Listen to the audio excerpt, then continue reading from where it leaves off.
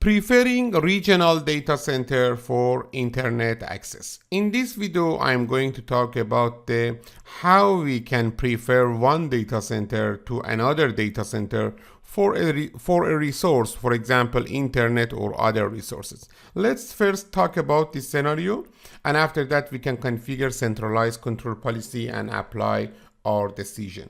Look at this scenario. We have a company that in this company, 2 data centers exist and also 3 branches exist. As you can see, this company has 5 sites, 2 data centers, 1 in Berlin and 1 in London, and 3 branches, as you can see, in Munich, Paris and Manchester. Okay, you know that, for example, if I need a hub and spoke, for example, topology, this means that I need only the connectivity between the branches and data centers. For example, I don't need to connectivity between the Munich and Paris branch, Munich and Manchester branch, and Paris and, for example, Manchester branch. I only need to connect from branches to the data centers, and I can use data centers to reach services in this company, resources in this company. It's not important for us what services. For example, ERP. For example, maybe internet is a service or some other services. For example, every databases and every service that maybe you have in your company. It's not important for us what is the service, but you know that we use data centers for giving the branches services, and also we use for example, data centers to reach to the internet. You know that by default in SD-WAN, we are using the mesh topology. For example, by default, if we are configuring this scenario, all of the sites, DCs and branches have full mesh connectivity to each other. Now I want to configure, for example, hub and spoke, and this means that we need only branches reach to services from the data centers. Don't forget that every service reside in, for example, Berlin data center, also exist in London data center DC, and this means that all of the services are same between these 2 data centers. For example, you know that we can configure centralized control policy to reach the topology of, for example, hub and spoke. Let me to review for you that how we can configure these policies. Let me first addressing these TLACs. This is TLAC 1, for example. You know that in this scenario we are using only MPLS as a transport. This is TLAC 1. TLAC 1 is the MPLS TLAC, and this is TLAC 2. For example, I want to show you the default situation, and after that configuring the desired situation. Here is the TLAC 3, and then TLAC 4, for example, and finally TLAC 5. All of these TLACs connected to the, for example, MPLS transport. That's it. In the default behavior, without any configuration, you know that we have full mesh connectivity. This means that TLAC 1, okay, should advertise, for example, to TLAC 2, TLAC 3, TLAC 4, and TLAC 5. You know that by default, for example, in WAN edge 1, WAN edge 1 should send its TLAC 1, for example, to the VSmart, and also its route. In VSmart gives this TLAC and advertise by default to the WAN edge, for example, 2, okay, and then WAN edge 3, and then WAN edge 4, and finally WAN edge 5. This means that WAN edge 2, WAN edge 3, WAN edge 4, and WAN edge 5 now are receiving this TLAC. When they are receiving this TLAC, they should try to establish IPsec session with that TLAC. Because of that, all of these sites finally have an IPsec sessions with this TLAC1, okay? And inside of that IPsec session, we have a BFD session, okay? You know it. And also, this is similar for other TLACs. For example, VH2, this is the VH2, should send its TLAC to VSmart, and VSmart should send the TLAC of the VH2 to VH1, VH3, VH4, and VH5. Again, if I want to show you all the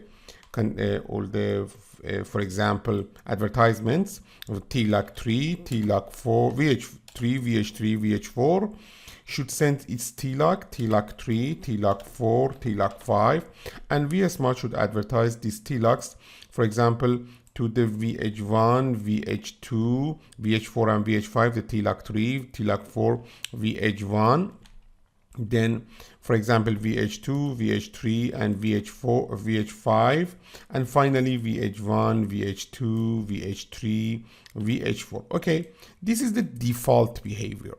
Finally, after these advertisements, all of these, for example, sites have full mesh connectivity. This is the default behavior. You know that we can configure, we can change this default behavior to only have branches have IPsec sessions to the data centers. How? In the previous videos, we learned how we can do it. For example, we don't need to advertise branch sites TLACs to each other. For example, if VH3, this is the VH3, sends its TLAC to VSmarts, VSmart only should advertise this TLAC to VH1 and VH2 data centers, and it should not advertise this TLAC to VH4 and VH5. Okay, we should, for example, filter it. And also for VH4, look at here, VH4 advertise its TLAC 4 to VSmart. VSmart should only advertise this TLAC to VH1 and 2, and also VH5. Okay, these are branches, and in branches we should advertise TLAC only to data centers. But the TLAC of data centers, for example, VH1 and VH2 TLAC, TLAC1 and TLAC2, should be advertised to other data center and also to the, for example, branches. Now, if you configure the policy that can filter these TLACs after the advertisement, after the policy pushing, you have, for example, IPsec sessions between the VH3 and VH1 and VH2, and this means that VH3 only has two IPsec sessions, one to the VH1 TLAC and second to the VH2 TLAC2. Okay, one IPsec session between TLAC 3 and TLAC 1, and another between TLAC 3 and TLAC 2. Also in VH4 we have two IPsec session, for example. This is, for example, TLAC 4 and TLAC 5. One IPsec session between VH4 TLAC 4 and TLAC 1, and second with the TLAC 2. Again, TLAC 5, TLAC 1, and TLAC 2. But in the VH1, for example, because we learn every TLACs, because of that we have, for example, 4 IPsec session, one between TLAC 1, TLAC 3, TLAC 1, TLAC 5, TLAC 1, TLAC 4, and TLAC 1, TLAC 2, and also in TLAC 2. Okay, this is the behavior, this is the policy that we configured in the previous videos. In the previous videos, we learned how we can filter the TLACs. Okay, but also beside of the TLAC, we should talk about the routes. Okay, what is the function about the route? Let me show you how we can control the advertisement of the routes. You know that by default, such as TLAC, every site should advertise its routes to the VSmart. For example, I want to show you what is happening about the, for example, routes. First, it's better to copy these details in our notepad file. Maybe we will use it in the future. Here I copy it here. Okay, after that I want to show you what is happening about the, for example, routes. You know that VH1 should advertise its routes. For example, in VH1 in service side we have some routes. Okay, I call it route 1. Okay, route 1 is the route that, for example, VH1 should advertise to VSmart. Also, VSmart should advertise these routes to VH2, VH3, VH4, VH5. And VH2 also should advertise its route and then route 3, okay, from VH3, route 4 from VH4, and route 5 from the, for example, VH5. Should advertise to VSmart. VSmart then should advertise these routes to all other, for example, WAN aids, and then we should filter again the routes for the hub and spoke topology. Same as the TLAC. This is the same result. Finally, we can reach about the routes as TLAC. Look at here. This is the route rules. We configured all of this, but now what is new for us? You know that Munich and Berlin DC are near together, okay, are near together, and also Manchester and London are near together, and Paris maybe has almost same distance or almost same distance to Berlin and London. I want Munich branches use Berlin data center by default, and if Berlin data center failed, Munich should use the London data center to reach services.